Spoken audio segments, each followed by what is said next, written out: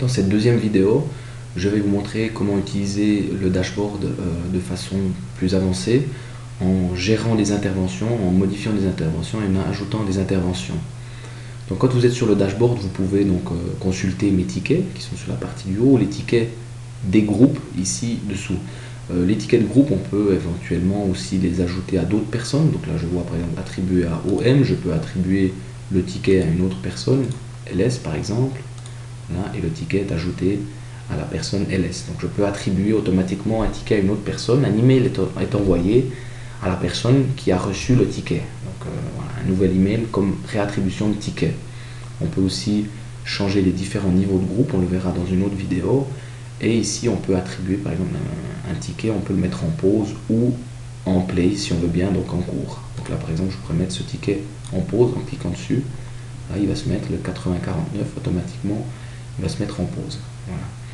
Maintenant, chaque ticket, on peut gérer des interventions sur chaque ticket. Si je prends le ticket 8027 qui est ici, donc nouvelle tablette dans le réseau, je vais aller ajouter une intervention sur ce ticket-là.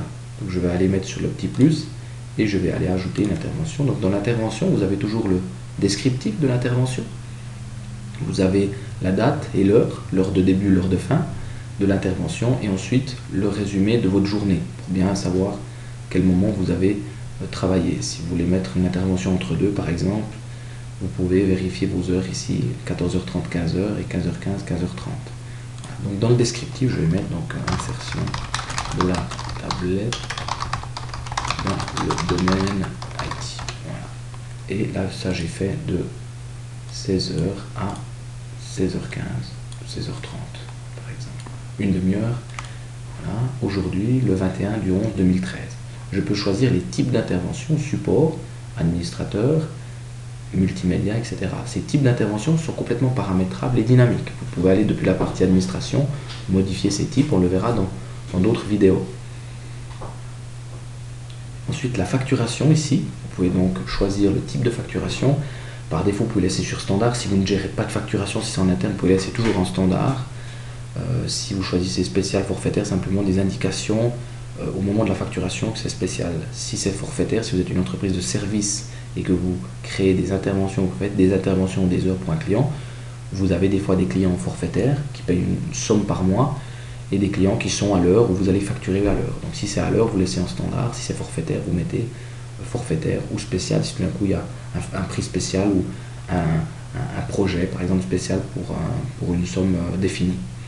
Ensuite, on peut aussi gérer les déplacements. Donc là, aller-retour depuis le bureau par exemple. Ici, je vais aller mettre depuis Beauvais à Neuchâtel, il y a 11 km, 11 minutes, temps estimé, et automatiquement sur l'intervention, ça va ajouter 11 km, et le temps ne va pas s'ajouter sur l'intervention, mais va être spécifié pour le déplacement. Donc là, j'ai deux choix, je peux soit ajouter l'intervention pour ce ticket, ou ajouter l'intervention et fermer. On va d'abord prendre le premier choix, donc je vais mettre ajouter l'intervention, et on voit ici donc que j'ai ajouté pour la nouvelle tablette dans le réseau 0,5. Voilà. Pour le ticket ici, je vais faire le même système, donc changer l'imprimante locale, je vais aller mettre le petit plus et je vais mettre une intervention test, voilà, 15h, 15h15 ici, je vais mettre support, je vais mettre en forfaitaire cette fois, donc je vais mettre en standard et je vais de nouveau mettre un déplacement pour ça. Par contre, la différence c'est que je vais aller fermer l'intervention. Donc on voit ici le ticket 8049 imprimante, je vais directement le fermer. Et là, donc le ticket n'apparaît plus sur le dashboard puisqu'il a été fermé. Donc l'intervention a été ajoutée et le ticket a été fermé.